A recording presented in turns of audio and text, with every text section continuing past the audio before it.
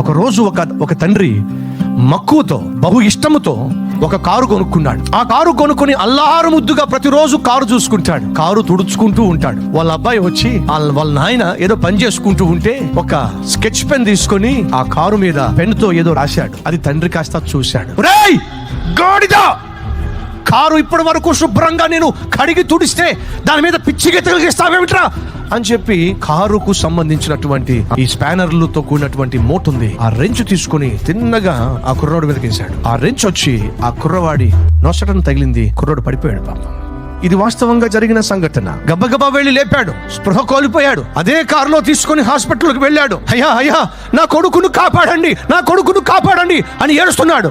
లోపలికి తీసుకెళ్లాడు. డాక్టర్లు పరీక్షించారు, చేయవలసిన ప్రయత్నాలు చేశారు. బయటకు వచ్చి అడిగారు, ఇంతకీ మీ అబ్బాయికి ఏమైంది?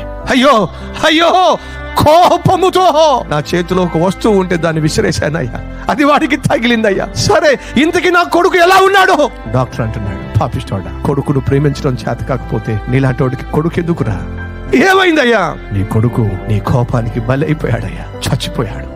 ఆ తండ్రి తలకాయ బాదుకుంటూ ఈ లోపల ఆ డాక్టర్ గారు వాళ్ళందరూ చచ్చిపోయిన కుమారుని తీసుకొచ్చి ఆయన చేతిలో పెట్టారు. కుమారుని తీసుకొని అదే కారులో పెట్టుకుంటున్నాడు. అదే కారులో పెట్టుకుంటూ ఆ కారును తంతున్నాడు. పనికి మాలిన కారు నీకు ప్రేమించాను నేను నా కొడుకు కంటే. ఇంతకీ నా కొడుకు పిచ్చి గీతలు గీశాడే, ఏ గీతలు గీశాడు చూద్దామని చెప్పి ఆ గీతలు గీసిన చోటుకు వెళితే అక్కడ ఏమని రాసిందో తెలుసా? డాడీ నువ్వంటే నాకు ప్రాణం డాడీ.